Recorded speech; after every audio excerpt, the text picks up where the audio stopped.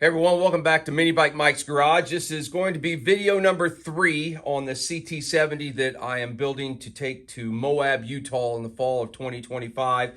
The first 2 videos, the first one you saw me kind of modify, do some modifications to the frame and get the frame ready. And then in the last video, video number 2, we got it to the point where what you see here now. We got it up into a roller. We did a little bit of fabrication to make some turn signal mounts. We had to modify the exhaust a little bit to get it to fit with the engine guard. We bolted on the pegs, a couple things like that. So now we're ready to continue adding parts to this. And my goal for this video is to really see it get up and running and make sure I have everything from the front to the back of the seat ready to go. Everything behind the seat, the racking and so forth, we're going to do that in future videos. But today, the object is to get it up and running. But before I do that, I have to share a couple things with you guys. There are some tremendous companies out there that deal in parts for CT70s and other small little Honda mini bikes for the most part. I'm sure other brands too. But now, I don't do YouTube to make a living. I've said that multiple times. I'll say it again. This is just a fun hobby for me. I'm building the bikes anyway.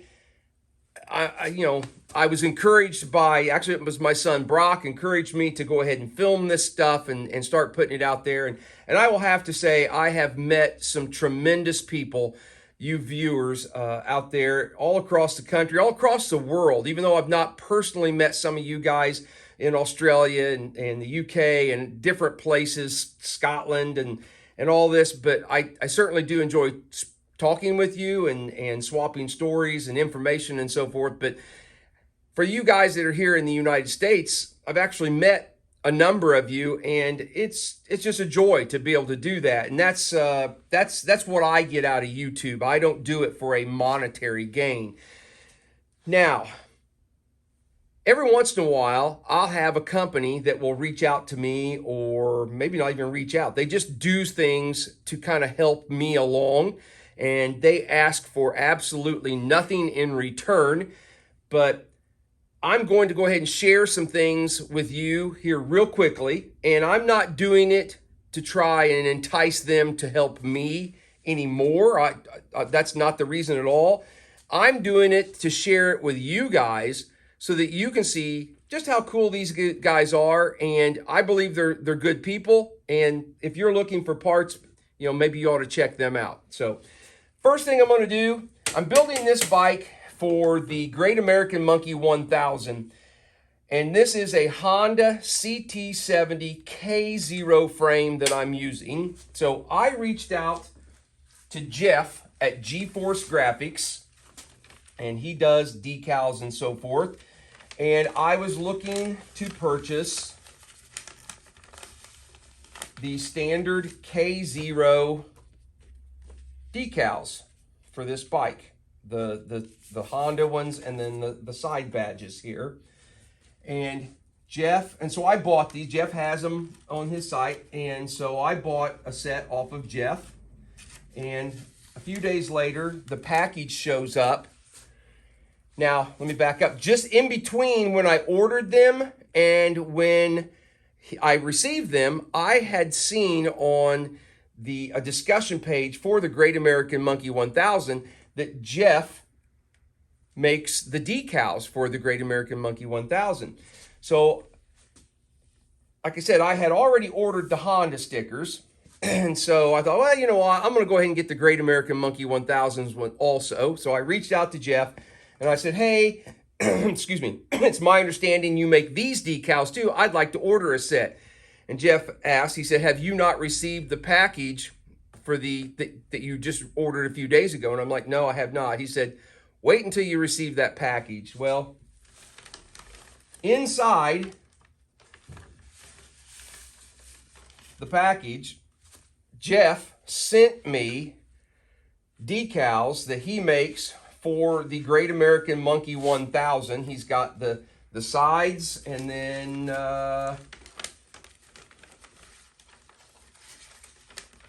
these are the badges that go here, and he even sends them in 2 different sizes. If you're not aware, the larger size is for the old original, the early CT70 bikes, and then in the 90s, Honda went with a smaller badge, and that is what the clones copy. They use that smaller badge. So he sent me 2 of those, not knowing what bike I was going to be using, and these things are pretty funny.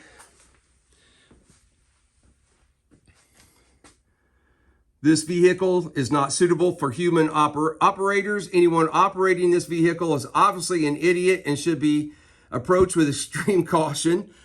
Before operating this vehicle, make sure you have an up-to-date life insurance. Strap as much crap as possible to it in order to overload the suspension and all the mechanical components. Consider riding full throttle at all times to maximize the chance of exploding the engine. Heck yeah, that is that sounds good to me. So anyway, Jeff at GeForce Graphics, thank you very, very much for sending those to me. And it's got all kinds of stickers in here. He's even got these that say, I survived the Great American Monkey 1000, which technically I guess can't put that on there until after the event is over to make sure I survive it. So anyway, so if you're looking for decals and you're looking for an economical replacement, GeForce Graphics, these guys, Jeff does a really good job. Now, I will say, just to make sure, just for clarification, so that everyone knows, if you are restoring a Honda CT70 and you want it 100% factory correct, from the factory, they used, it was a really thin piece, like 0.010 of an inch thick piece of aluminum, and then it had this printed on it. Jeff's decals are not the aluminum. They're just vinyl graphics that will fit on there. They will look correct. Let me pull one of these out. So here are the ones that came for that go with the stock CT70 K0 stickers. But they are not printed on aluminum like the originals. And that's not a knock on Jeff. He provides these at a very, very reasonable cost. And so if you're looking to build a nice looking bike, but want to save a couple bucks, check that out. Now, the next thing, sorry if I'm taking too long here. I spoke in another video how I really was not looking forward to using this fiberglass or plastic headlight bucket. It's kind of fragile. If I happen to down the bike out in Moab, I could actually, that could break and so forth. So I really wanted a Ice Bear Champion headlight bucket. They're made out of, well, the older ones are made out of aluminum. And I talked about in an earlier video that I didn't have one. Well, I did have one. I got digging through a couple boxes of parts I have over here and I actually found 2 of them and I didn't realize I still had. But all I had was the headlight. I didn't have anything else to go with it. So I reached out to a couple suppliers and I was looking for the lens and the bulb holder to put on this. Well, I had a very specific request for this. I happen to have purchased in bulk. Let me get one here. I purchased some of these LED replacement bulbs, these right here. And they fit the A3603 holder, just like the stock original Honda CT70 bulbs. And so I have a bunch of these, and I really wanted to use them. Well, the current Ice Bear and clone headlights, they've gone away from those style bulbs. They use a, what's it called, a BD20A or something like that bulb, and the mount is different. This bulb won't really fit in there. So I reached out to a couple companies and to see if anybody had one of these. Matt from Moto replied, said he did, but it fit a it fit that other bulb. And I'm like, well, I appreciate you checking. That I can't use that. I already have bulbs I want to use. I'm looking for this. He goes, well, wait a minute. Let me dig around. So he dug around, and he happened to find 2 of these older ones that he had taken them off to put housings to hold the new bulbs, because that's what's selling now. So Matt at Bart Moto sent me 2. I paid an insanely cheap price for 2 of these. I don't even know if it covered shipping or not. But that's what he told me he wanted. So that's how much money I sent him. So I now have the lens and everything to go with the Ice Bear bucket. And I feel like that's going to be a lot more solid bucket than what I've got. Now, to finish this off, oh, wait a minute. One last thing. So when I got the package from Matt at Bart Moto, there was also something else in there. And he sent me a coffee cup. So Matt, appreciate it. Thank you very much. Okay, and I hate to keep adding on here. He also sent a whole bag of all the mounting hardware and everything to go with this. They really went way above and beyond, especially for no more than what I paid him for the whole thing. Now, and then lastly, my friends up at Trail Buddy, I worked out a deal with them, and they provided me with one of the aftermarket speedometers that they have. I've actually done a video on one of these. I put it on my Amigo Rocky, and the speedometer part was extremely accurate in miles per hour, but the odometer measures in kilometers. Not really a big deal, but this one's set at 0, and it will fit right in this bucket as soon as I get it going the right direction.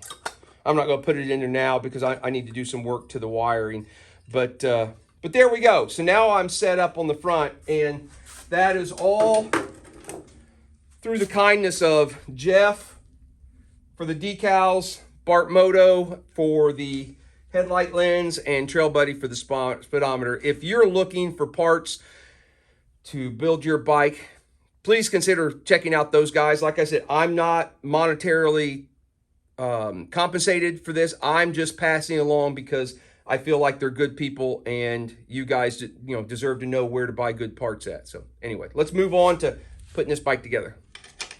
I'm going to start first with the headlight bucket here. Let's make sure that this Ice Bear bucket is actually going to work with the setup that I have going on here.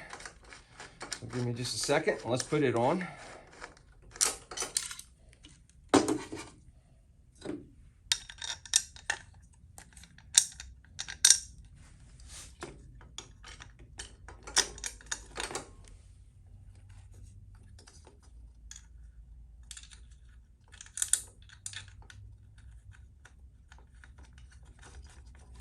And I'm not using the hardware that Matt sent yet.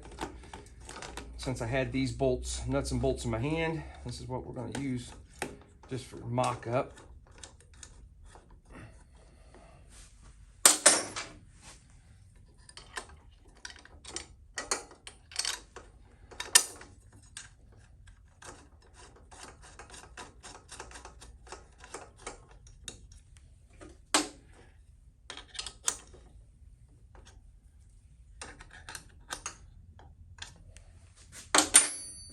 A little bit wider, kind of blocks my turn signals, but I think you'll still see them okay. All right, let's see how these headlights, they have 3, I think they're like 5mm bolts or something that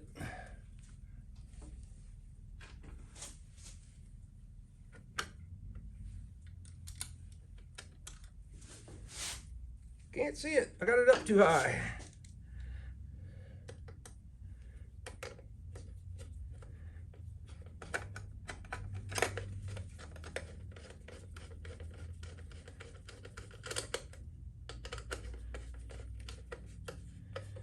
All right, you get the gist. I'll put the other 2 in.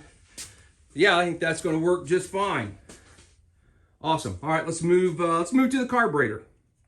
I'll go ahead and take the cap and the slide and everything out to make them, they're a lot easier to get out now than when they're mounted to the carb or mounted to the engine. Now this is a used Nibbi 22. You might look a little dirty. I took it off of another project. I've already put the little paper gasket here, and then it just takes a couple M6 bolts to bolt the intake. And I've already obviously put the carb on the intake.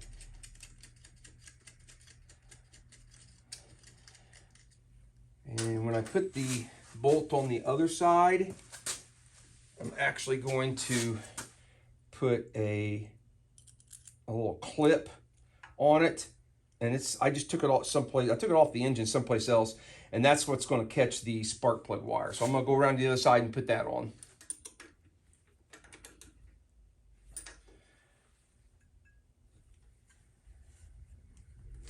All right, so I'm not going to put the cap and stuff on yet because I don't have the throttle cable. Yeah, I don't have the throttle cable on. So let's move up to the handlebars and get some of the controls and get the throttle put on, so we have the cable come down, we can put the cap on. So before I put the throttle on, and we'll make sure I put the right side brake perch on. This would be for the front brake. Let's see, I'm gonna scoot it up to give myself a little room. It comes, this one, these are just Amazon. They're like SL70 or XL70 style. And it has a hole here to put the switch for the front brake light. And I'll have to obviously lengthen the wires on this. It doesn't reach the headlight bucket, so I'll have to lengthen those. Though that did not come with the lever and perch. That was just something I had. And all the links to these and all these other pieces that I'm using are in the description to the video. There's a hole right here in the handlebar, and then inside the throttle, there's a little pin that's going to fit in that hole, and that's to keep, when you twist the throttle, it's to keep the whole thing from twisting, if you're not familiar with that. I may have to take it apart. No, I actually got it. And what did I do with the screwdriver? There it is.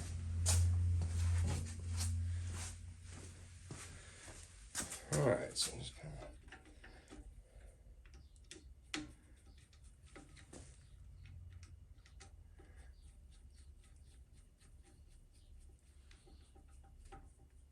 Yeah, there we go. See that? Yeah, that pin locks it from being able to turn too much. All right, and this throttle actually has, I didn't show it, but there's a button on the back side here. I think it's meant for electric start, but I use it as a kill. I have it wired. It'll go into the harness and go in and hook to the wiring harness, and it'll be, I actually have it as a kill button. Let's run the, how do I want to run the throttle cable? All right, now it's all coming back apart anyway. It doesn't really matter. So I like it there. Maybe. No, I don't think I like it there. Let's just go through here. Yeah, I think I like that. All right, let's reset. Get you guys put back over here so you can see how I'm going to hook the throttle cable to the carburetor. For you guys that are, well, both of you, if you've never used a Nibbi, or for you, those of you who have used a Nibbi, you know what the issue is whenever you go to hook one of these up. And that is that most cables have too much distance from the end of the actual cable to the sheath. And it allows there to be too much slack, too much play in the throttle, or you're not able to open up the slide the entire, give it the throttle 100%. And that's because the cap is so short on these Nibbis, and the sheath fits so far down in there that then you've got too much cable hanging out. And having used quite a few of these, I have a rather simple fix that I do. I know most of you are going, oh, no, nope, not doing that. But it works for me, and that's what I'm going to do. And I make a spacer. This little doodad right here. I make a spacer, and I get it from the tip of an ink pen. I have hundreds of these ink pens. I bought them for a couple different businesses that I've had for advertising to give away. And I literally have hundreds of these things. And what I've done is I've just cut the end of that little plastic off. And you can see that, hopefully maybe you can see it, it actually has a little step down inside there. There's a ledge. And that cable, now what I do is I cut it off, and then I have to drill out the end hole just a little bit bigger to allow the barrel here, or what do you want to call that. But when you slide that on there, it actually sits perfect. There's a little flat spot on the inside of here that fits perfect on that. So what I do is I take the cap and I set it inside the hole here. Come around, make sure you guys can see that, sorry. So I just take that cap and I put it in that hole. And then I just take the little rubber piece and slide it back over. And now I've got a spacer. You're not seeing it. Now I've got a spacer inside there that takes up some of the excess slack that this cable has. And just like that. So then now I'll take my spring. Nibbi gives you this little washer here to kind of hold the spring in place. And then the slide has a groove that the cable fits in. Let everything pop into the slide. And then, I know I've said this 1,000 times, but when you go to put the slide into the carb, the slide has that groove, that cut in it. Well, inside the carburetor is a little pin. On the Nibbi, it's on this left side here. And you need to make sure that that little groove goes down that pin. And it should just fall in there. If you have to force it, then something's not right.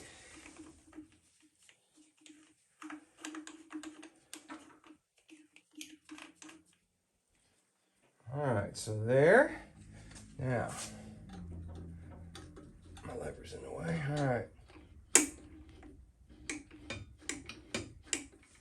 Am I getting full throttle? Oh, I am. Awesome. So that's what I do. That's how I fix it. I just use the tip of an ink pen and put up in there, and that seems to work pretty good for me. All right, let's go ahead and continue. Let's go back up to the handlebars and do this left side. This left side is very similar to the other one. We're going to put on our brake perch first here. I've kind of slid it that way. Let's see. Then this is just a generic control that I'm using. It's got high, low, it's got left, right turn signal, and a horn button.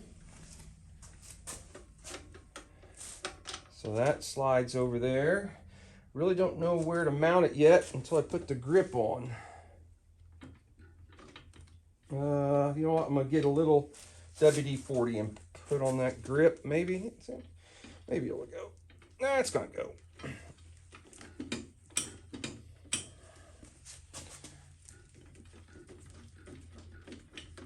Somewhere right there. And then I'll put these up against here, and then I'm going to slide that perch over. Oh, I need to slide that one over also. I didn't take care of that. I know it sounds kind of silly, but now that I've got the perches on there, I kind of like to go ahead and put the mirrors on just to see what they're going to look like.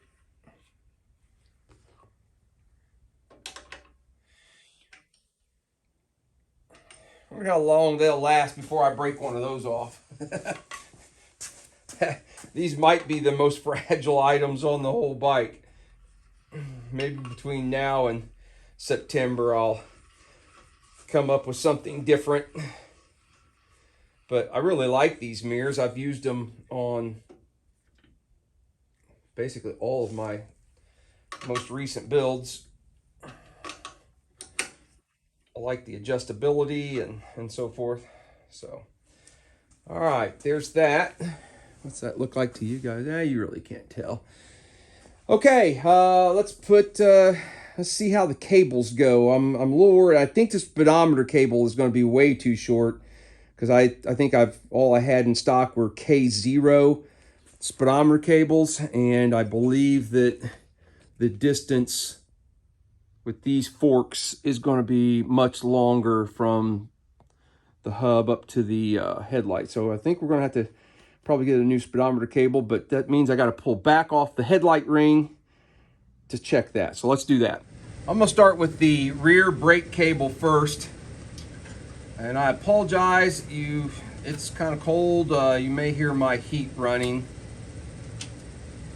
Hopefully that's not creating too much noise, and hopefully my arm, I'm probably blocking everything. So on the rear brake cable on a K0, you've got this little post that sticks out right here on the frame, and a little threaded adjuster that threads into that. That's one of those 22 different spots where an M6x1 thread are. Let's see, we're gonna take and obviously you can tell I've already put the rear brake pedal assembly on in preparation for this.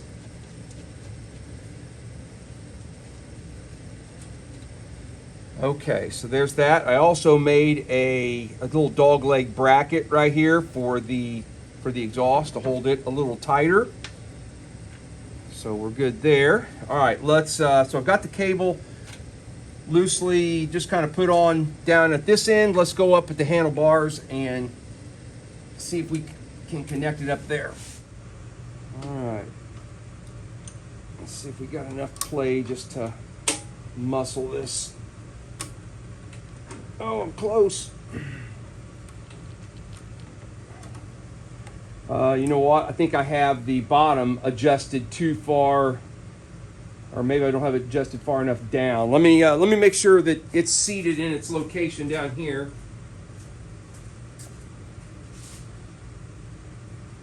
Yeah, it's in there. I may have to adjust it down a little farther.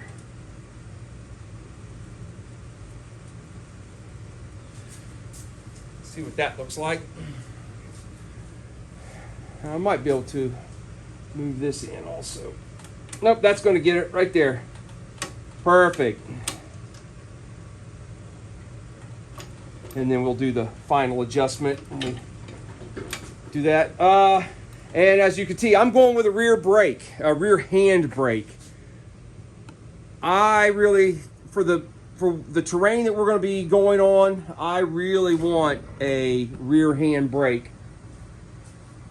And I'm going with a semi-automatic transmission. You know, I'm not really sure. I've never ridden in Moab, but I've ridden in Sedona, Arizona, where my wife's family lived since the late 50s and still live there. Her brother lives in the house now. We lived out there for about 2 years, year and a half, 2 years, 2013, 2014.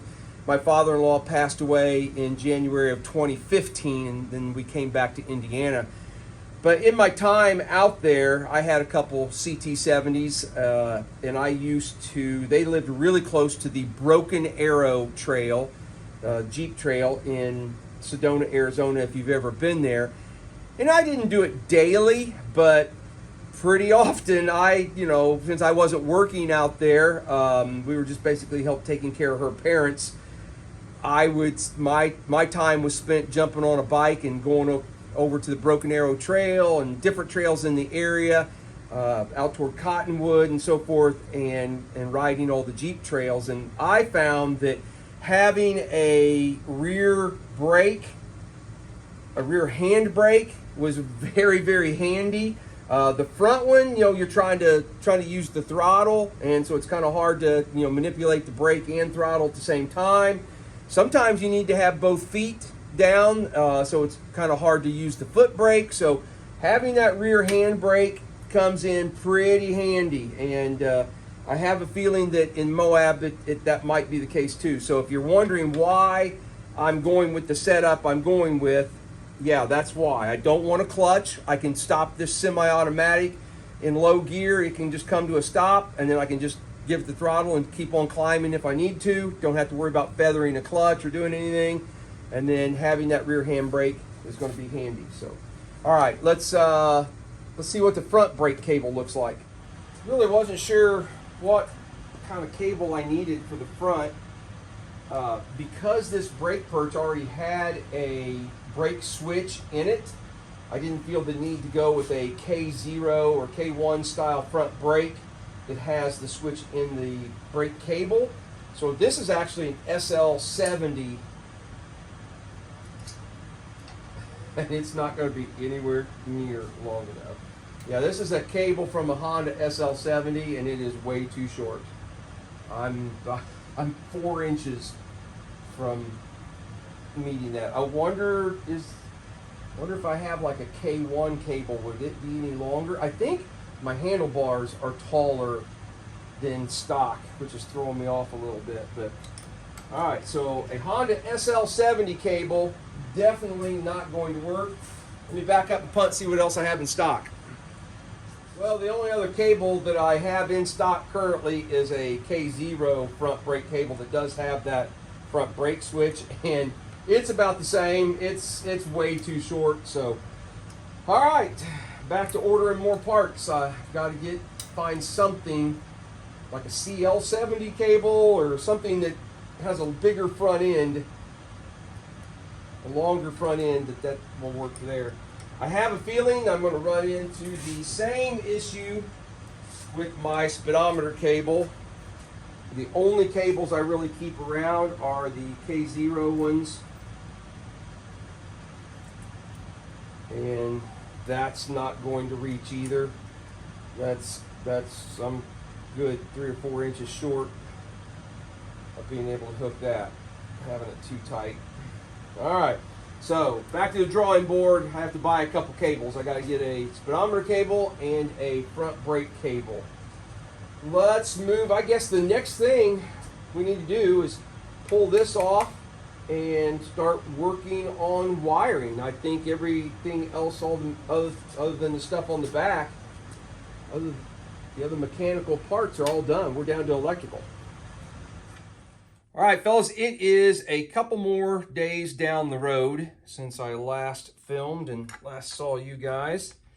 I have gotten the Trail Buddy wiring harness, that TB515. It's all installed.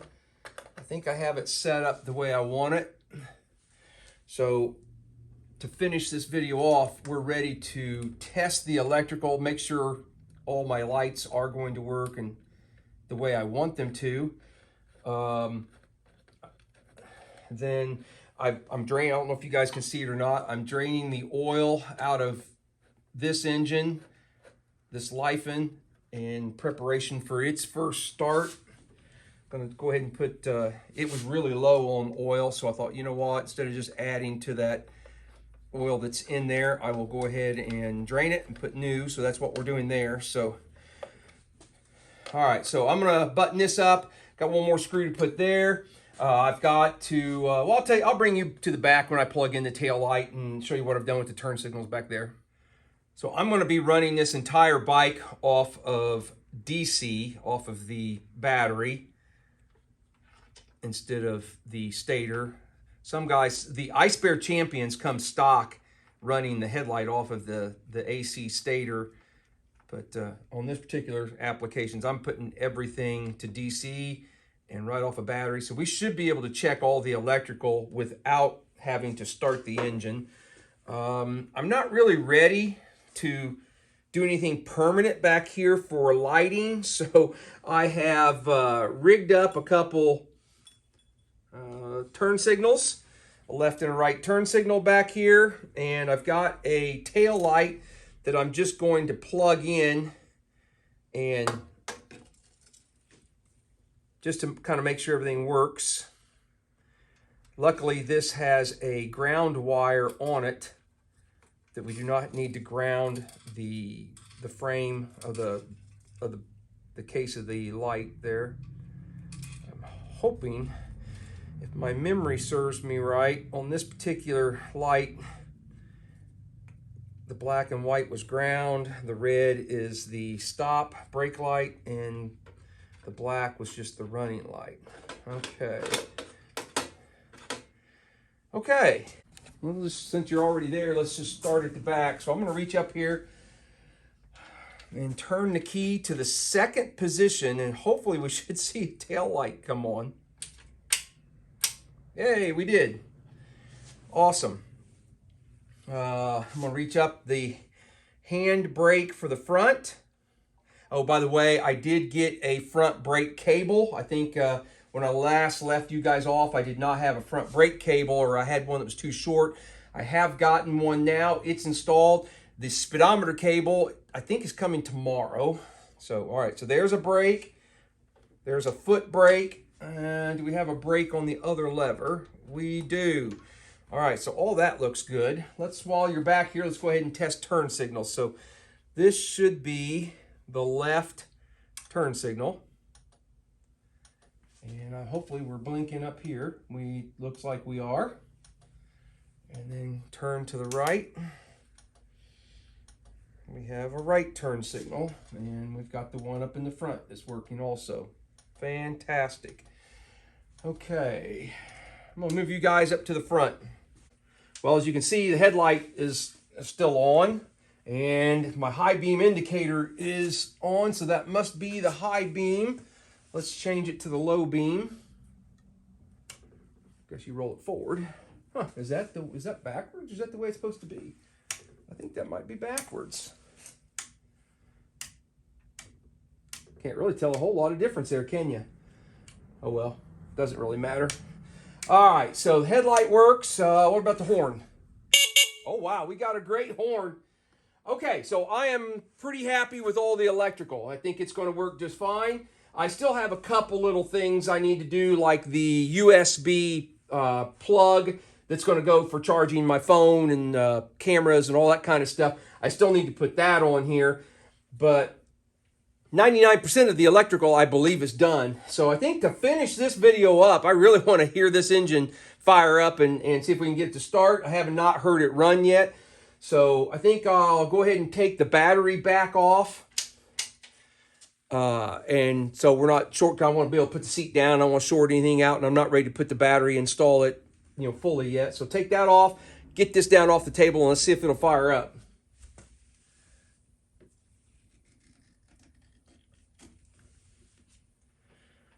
Seeing that I don't have a tank inside the frame anymore, we're just going to run a little fuel jug here. Now I did go ahead and leave the battery hooked up because I decided I wanted to make sure the electrical was going to work properly with the engine running. Not that that should make a lot of difference, but I just thought, you know what, let's just let's go ahead and let's test it fully here. All right. So we just got a kill button, so that's not gonna. We got the key just in the run, no lights.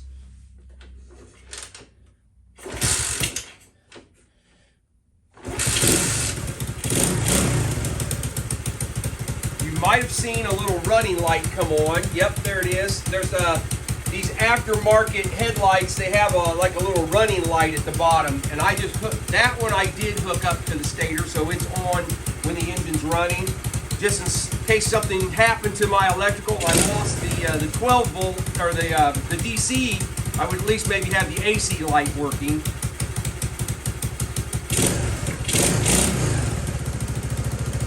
There we go, idle.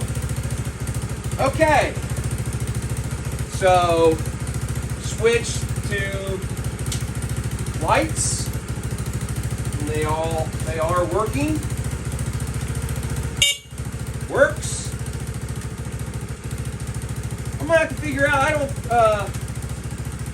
I don't think that's changing from high to low. I'm not sure what's really going on there. The high-low beam indicator is changing. Huh, interesting. I'll have to look at it. Let's see, does kill button work? Kill button does work.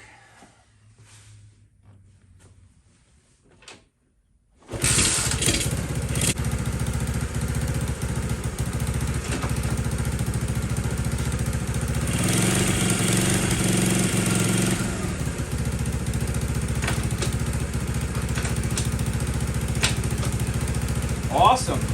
So this engine, even though it's a semi-automatic, is 1 down, 3 up.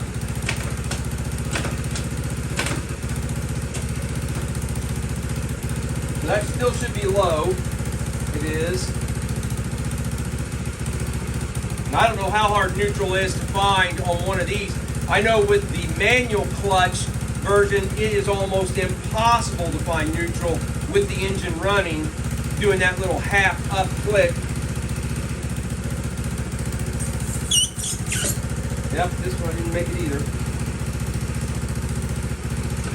Nope. Nope.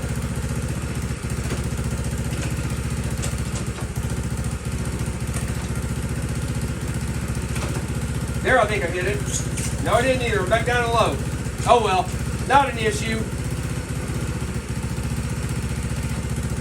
There, I hit it. I probably would have preferred to have a all down or all up, but this will work. So, all right, guys.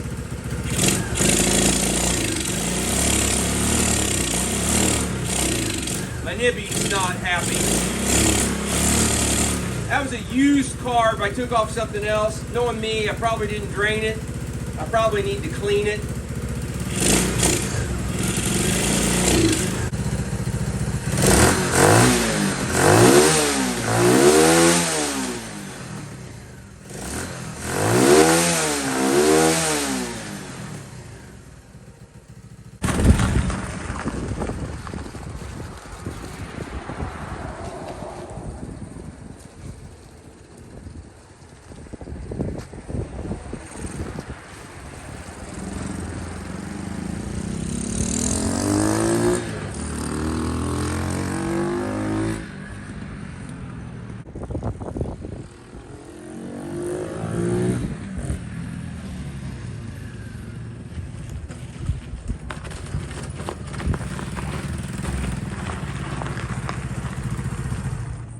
All right, carburetor clean, got us running a lot better. Had a jet that was kind of plugged up. That makes me feel a lot better. Plus, I think I got our high-low beam figured out finally. So that's a couple issues that now I'll sleep better knowing I've gone through those. So anyway, now we're going to end the video. Guys, I'll see you on the next one.